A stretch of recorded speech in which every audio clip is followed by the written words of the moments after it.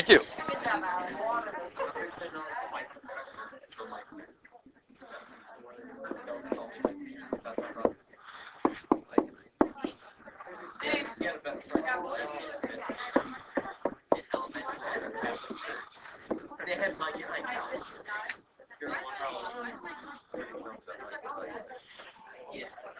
Okay, so as we introduce this next piece, I just want you to look at this and what do all four of these have in common? Which means they all have the same derivative, don't they? Because what's the derivative of the first one? What's the derivative of the next one? Next one? Well, but this one has pi. Don't we like subtract? We like put the 1 in front, and then we subtract 1, and then like divide by something, and then multiply, or no, you don't. It's a constant, right? So you just have the derivative is again going to be equal to 2x, and this one, like that's a big number, isn't it? Like 10 to the 400 to the pi to the 19th. You could probably do that. I haven't tried my calculator, but the calculator might blow up. There's a reason why I don't type it in. So it's a dangerous situation. So when you take that derivative, you do get, in fact, 2x. So here's what that means. So this is the key. This is the key point. That means that these are all antiderivatives of 2x, right? So when you take a derivative and move forward, you're confident that there's just one result, right? But if I ask you this question, could you please give me the antiderivative of 2x dx, you would say, and most people would say, well, x squared, and I'm going to say, well, how about x squared minus 1? How about x squared plus 19? How about x squared plus 3?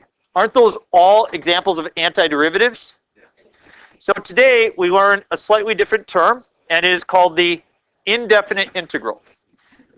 Instead of bounding it from a to b, we leave the bounds off. And the indefinite integral of f of x dx is equal to, you determine the antiderivative, f of x, and then please write plus c afterwards. That plus c represents any constant. It's saying that the antiderivative of little f is big F, and then any constant attached onto it would also serve in that capacity. We good? The definite integral is what we just did.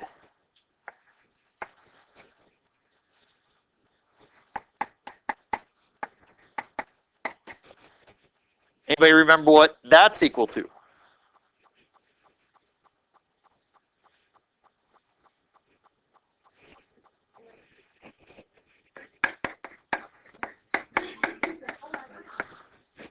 Right?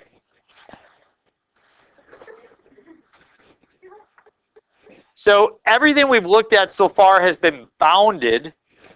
In this situation, we want to look at things that are unbounded right now. We're coming up with general expressions. This is a two kind of lesson deal, 5-4 and 5-5. They're both very large. You only have 4 assignments, but each assignment is a little bit beefy, so to speak. Okay? You're going to have some time where we're going to need to work in class to get figured out. Very, very heavy in this unit on algebra. That's good and bad. It's good because you love algebra. It's bad because we tend to make algebraic mistakes. No lie. Okay, so we'll do our best to stick with that. All right. The first thing you want to do during this unit is verify that the equation is correct by differentiation. And what that means is we would like to check our answer. People, every year I teach this, people, they say, I don't even know what that means. I'm going to do my best to show you what that means, and if it doesn't make sense, please let me know. Don't write this down, but here's what it means. Suppose I have 2x plus 5 is equal to 11. How do I solve that? Good, and I divide by 2. And then you said to the person that, because you're tutoring right now, okay, you're tutoring some 8th graders, they're solving that, and they're like, well, how do I know if that's right? And you say, plug it back in to verify that it's correct. Agreed? Now that syncs with your brain because you've been doing it for so long, you don't even have to think about it. It stopped from becoming a process and it's turned into a skill. You don't have this skill yet. You're not quick with it. Okay? I'm not either. This is a process. So let's verify what it means. Here's what it means. It's saying the antiderivative of this is that. So therefore, if I take the derivative of this, I should come up with that. Now let me write a basic example for you, okay? Suppose I had the antiderivative of x squared dx. What is the antiderivative of x squared? X cubed over 3, and now I'm going to put a plus c. How could I check to see if that's right? I could take the derivative. What's the derivative of x cubed over 3? See, 3x squared over 3 plus 0, right? Which is just... So I've verified by taking this derivative that I come up with that thing. See it? So we want to teach you how you can always check your answers when you are doing that. Now, I'll obviously have an answer key for you, but you can always check your answers when you're doing this. So let's verify it. It's a good practice for some of our differentiation rules that we did in the past. We want to take the derivative of that. So I'm going to take the derivative of x cosine of x minus sine of x plus c. I'm going to take the derivative. Where would you like to start? What do you want to take the derivative of first? Okay, x cosine of x. How do I take the derivative of x cosine of x?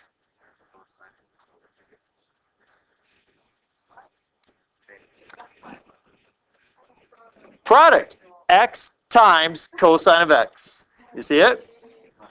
Yep. Product rule, right? Remember the product rule is f prime g plus g prime f. So we have f and we have g. Derivative of x. 1 times cosine plus x times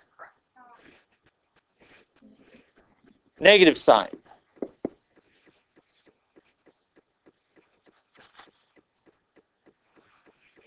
Minus, the derivative sign is cosine. Plus, what's the derivative constant? 0. So let's shake that out and see if we get negative x sine of x. This is cosine.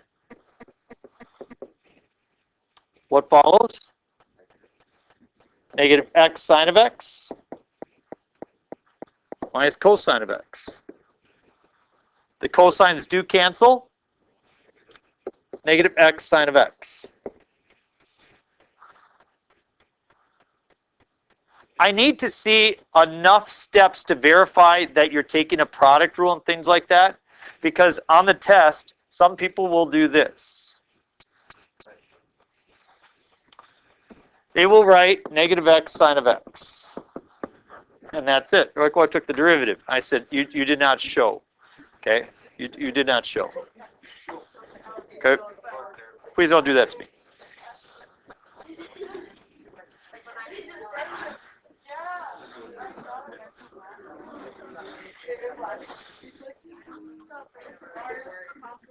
Okay, our second one. This is a 2-day lesson, by the way. So we'll finish off today, and then you'll be able to do a little bit of your homework.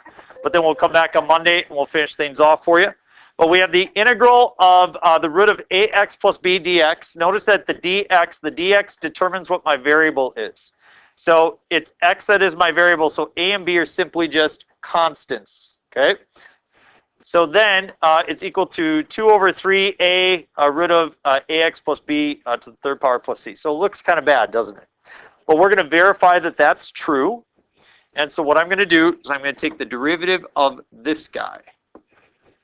And as I take that derivative, I'm going to rewrite it as 2 over 3a. And I'm going to write it as ax plus b. Does anybody know what power I'm going to take that to?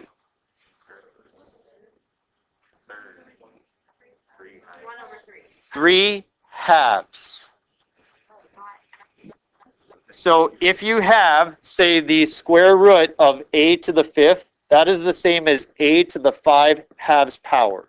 If you have the cubed root of a to the 7th, that is a to the 7/3 power. The power stays in the numerator. The number out here is the index, and it goes to the denominator. Everybody see that? Okay, so I have 3 halves power. Obviously, the derivative of the constant is 0, so we're not going to worry about that. How will I take this derivative right here? What rule will you use? I use the chain rule. Because this is a constant, I don't need to use the product. If there was an x out here, then I would need to use the product. Okay? So we'll set it up. Let's do the easy part. What goes on the inside? ax plus b. What goes on the outside? 2 over 3a, u to the 3 halves. What is this derivative?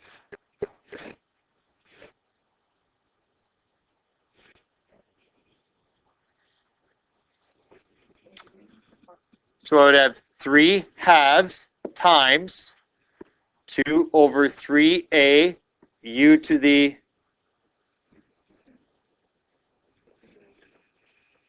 1/2. Yep, square root of u. Good.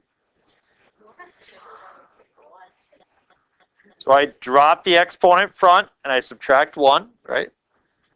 Okay, what's the derivative of ax plus b? A.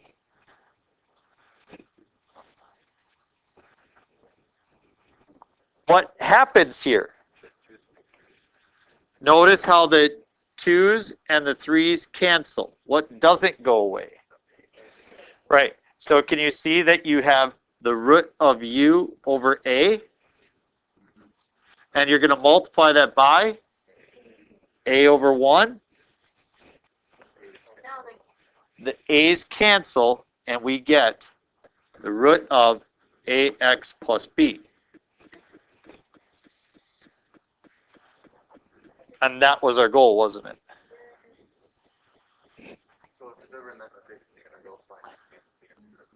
Yes. Good job. That was the difficult part. Are you ready for the easy part? Yes. Here we go. The directions here are find the general indefinite integral. What that means is very simple. We find an antiderivative and we write plus c. Antiderivative of x to the negative 3/7.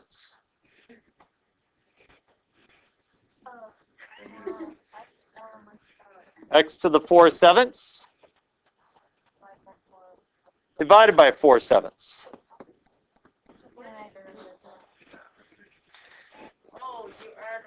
So I'm going to add 1 to the exponent, and I'm going to divide by the new exponent. Dividing by 4/7 is the same as multiplying by. So we have 7x to the 4/7 over 4 plus c.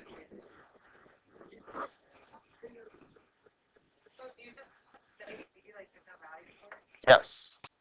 We'll use c later on. We will make use of it. Can I take the antiderivative in that form? No. No. What do I need to do first? Distribute 2x minus 6x squared plus 2x to the 6th dx. Let's take the antiderivative. What is the antiderivative of 2x?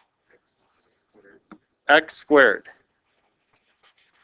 What's the antiderivative of 6x squared? 2x cubed. What is the antiderivative of 2x to the 6th?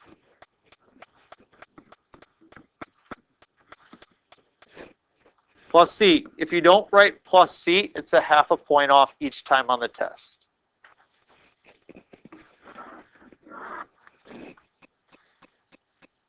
Can I take the antiderivative in that form? What must I do first? Multiply it out. When you multiply it out, what do you get?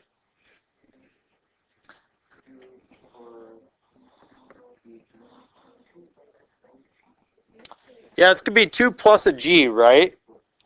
And minus 3g squared.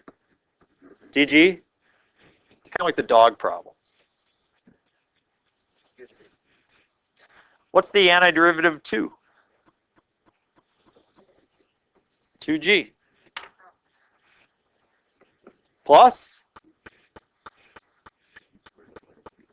g squared over 2 minus g cubed plus c. Just say broad shoulders. So, Mr. Gantz, your shoulders are too muscular. Please step aside so I can see around you.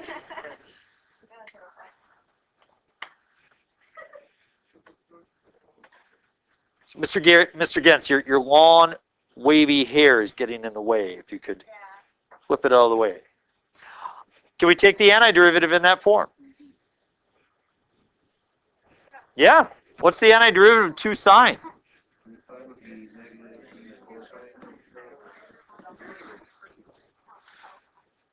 And then what's the antiderivative of 4 cosine?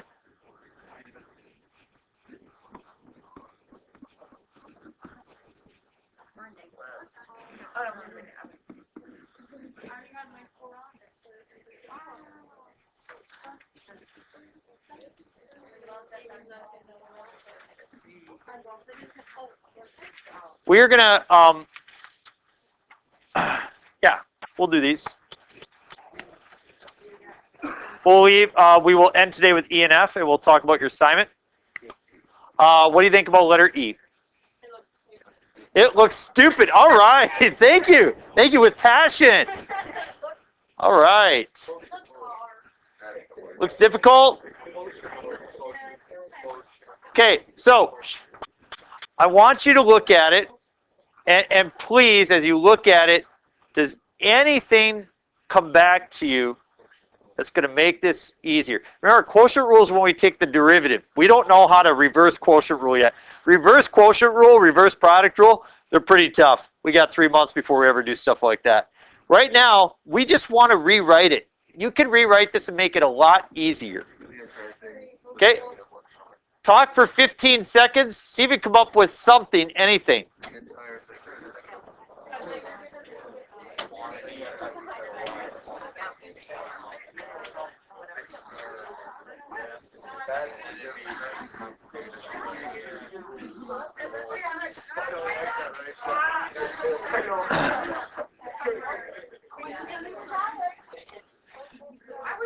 Okay, so on your very back page, something I do for you to try to help you out is, and this is something you would want to take with you off to college. This is a summary of all the really important stuff from calc so far. If you look on the left-hand side, I have the product rule, I have the quotient rule, the chain rule, the power rule. I have all your derivatives, logarithmic functions, inverse trig functions, stuff like that. And if you look on the right-hand side, over here, I have all of our integrals. So the antiderivative of sine is negative cosine. Antiderivative of cosine is positive sine. Antiderivative of secant squared is tangent, so on and so forth. And I put some useful trig things in there that are very helpful as well. And number one, and most important, is this piece right here. Sine squared plus cosine squared is 1. And we will use that to our benefit. Sine squared of x plus cosine squared of x is equal to 1.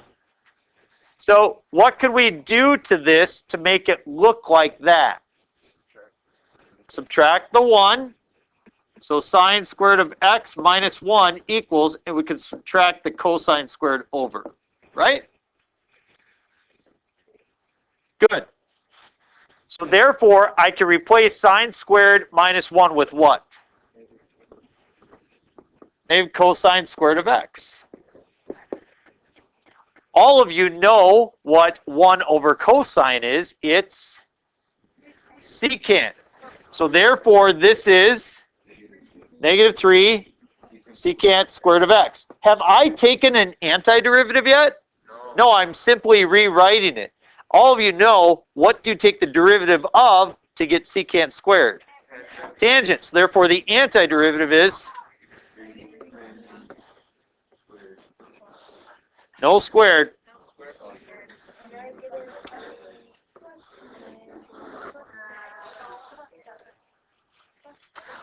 Hopefully you could tell that little bit of exposure in the previous unit to things like cosine and secant and tangent. Hopefully that helps you as we try to continue to remember those pieces. Our last one, most people do not recall a double angle formula. Notice how it's a 2x instead of a single x. See that?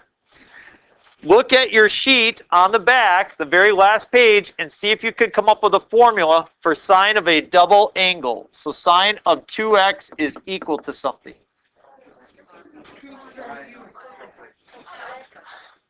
So 2 sine of x, cosine of x. So the 3 most important formulas for trig that you will use in calc are as follows. Sine squared plus cosine squared is 1. The second one will be 1 plus tangent squared is secant squared. That's written on there as well. And then the third one is this double angle formula. So there are hundreds of trig formulas. We're not going to focus on hundreds. They don't come up that often. But I've looked at every AP multiple choice question from back to 1960. And those are the 3 that come up. So let's go with those. The integral of 3 times, and what do I put in place of sine of 2x?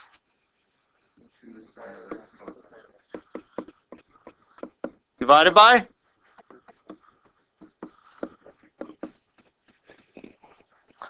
What happens? Cosines cancel. I get the integral of 6 sine of x dx. What is the antiderivative of 6 sine of x?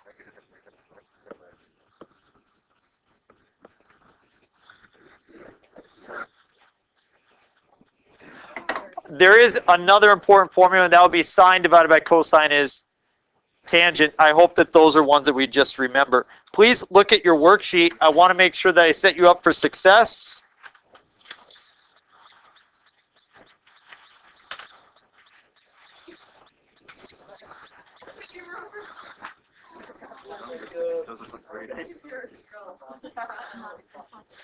I think that on the front page, people do well with problems 1, 2, and 4. It doesn't mean you can't do 3, 5, and 6, but those definitely give people a little bit of challenge. I would say that for usually at least half the class, I have to go over problem 5 or 6 with them. The algebra is a little bit involved. Is it worth you seeing it? Yeah. Yep. We could afford to sharpen our algebra skills. As you flip it over, for sure, you should do them all. I just don't want you to stare at them for an hour and a half and wonder why you're not getting the right answer. Okay? And then 7 through 16 on the next page, without a doubt, you are ready to do that.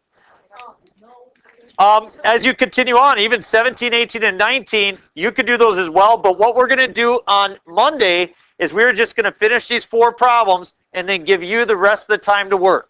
So you think it'd be beneficial for us to do 1 through 16? 1 through 16? I would give, if I were you, I would try to give 1 through 16 a really good look. And if you can't do 3, 5, and 6, I wouldn't get too panicked. Yes, nothing new. Just more practice to make sure that we've got it.